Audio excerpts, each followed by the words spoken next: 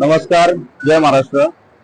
आज सकाळी साधारणतः 12च्या दरम्यान आपल्या मालाड इन्फिनिटी मॉल न्यूमी या शॉप जवळ नागरिकांची खूप गर्दी झाली होती, चेंगराचेंगरी झाली। माझी विनंती आहे या इन्फिनिटी मॉलच्या प्रशासनाला, तुमचे डोळे बंद आहेत का? आमचे महाराष्ट्र नवनिर्माण सेनेचे पदाधिकारी गेल्या 4-5 महिन्या अगोदरपासून फॉलोअप करतायत की होणारी गर्दी, चेंगराचेंगरी याच्यावरती व्यवस्थापन काय करताय? दिसाळ व्यवस्थापन आहे। आम्ही याचा पूर्णपणे निषेध करतो। याच्यामध्ये समजा कोणाची जीवितहानी झाली, कुठच्याही नागरिकाची जीवितहानी झाली, त्याला याला जबाबदार कोण?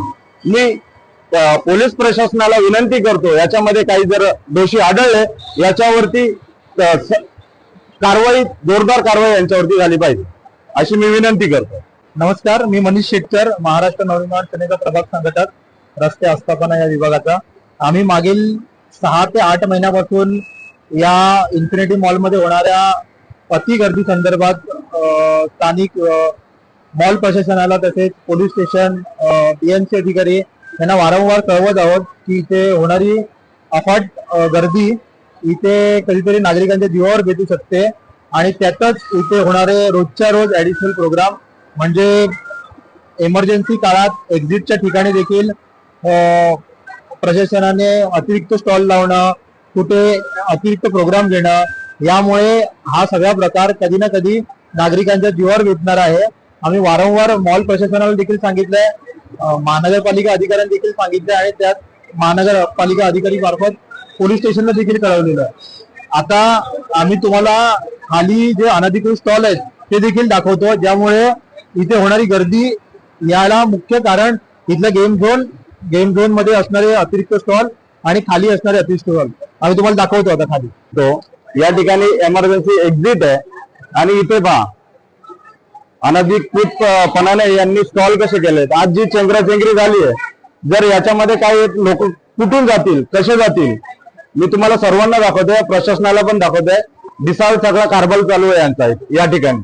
यांच्यावरती पण कठोर कारवाई झाली पाहिजे, जे व्यवस्थापन असेल यांचं मॉलचं त्यांच्यावरती पण कठोर कारवाई झाली पाहिजे। आम्ही कित्येक वेळा यांना समज देऊन सुद्धा, पत्रव्यवहार करून सुद्धा बीएमसी प्रशासन पण यांच्याकडे लक्ष देत नाहीये, अनदेखा काम करतं बीएमसी प्रशासन। आजची जी घटना झाली आहे त्याला सर्वस्वी जबाबदार हे मॉलचे प्रशासन आहे आणि न्यूमी शॉपचे ओनर।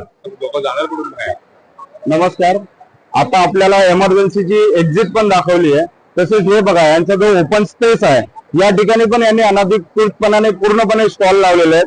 याला जबाबदार अधिकारी झोपलेले आहेत का?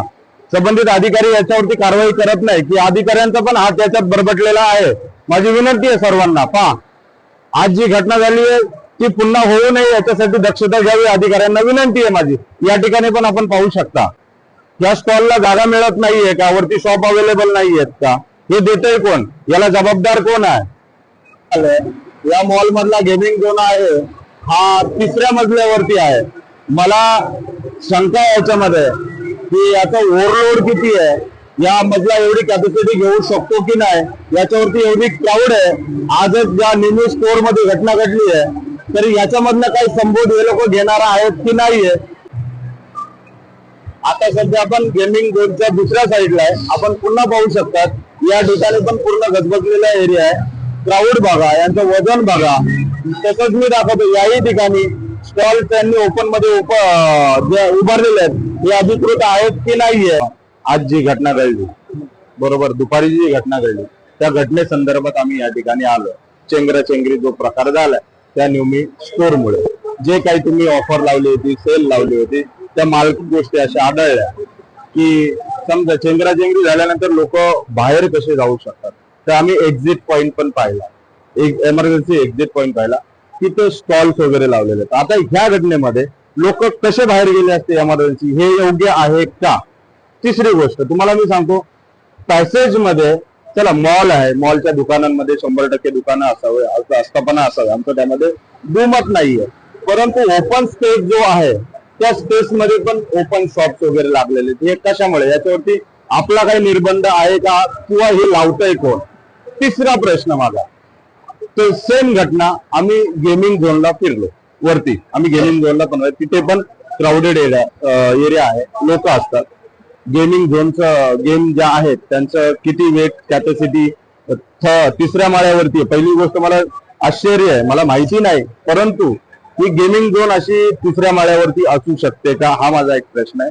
आणि त्याची गेमिंग झोन समजा तिसऱ्या माळ्यावरती असलं तर त्या माळ्याची माणसं प्लस त्या गेमिंग झोनचं जे वजन आहे ते सांभाळण्याची कॅपॅसिटी किती आहे, याच्याबद्दल आपल्याकडे काही उत्तर आहे का. आणि माझा शेवटचा असा प्रश्न आहे की ह्या नेहमीचा जे शॉप मालक आहे, जी घटना झाली याच्यावरती आपल्या संदर्भात मॉलच्या व्यवस्थापना संदर्भात काय कारवाई करणार आहात, एवढं फक्त आम्ही तुम्हाला विचारतो. त्याचं उत्तर तुम्ही द्या. तुम्हाला जर त्याचे उत्तर देता नाही आलं तर आम्ही महाराष्ट्र नवनिर्माण सेना आम्ही आमच्या पद्धतीनं काय उत्तर द्यायचंय आणि त्यांच्यावरती काय कठोर कारवाई करायची आणि आम्ही पोलीस प्रशासनाला भाग पण पाडणार आहे त्यांच्यावरती गुन्हा दाखल करण्यासाठी. व्यवस्थापनाला नागरिकांच्या जीवाचं काही लेनदेन नाहीये. तुम्ही जसं बोललात की व्यवस्थापन हे जे तुमचे आता वॉशरूमच्या इकडचा रोड आहे, लिफ्टच्या इकडचा एक्झिट आहे, ते पूर्ण टोटली तोपर्यंत पूर्ण खाली ठेवा. इथे जे काही ऍडिशनल स्टॉल लागले आहेत ते पण खाली ठेवा.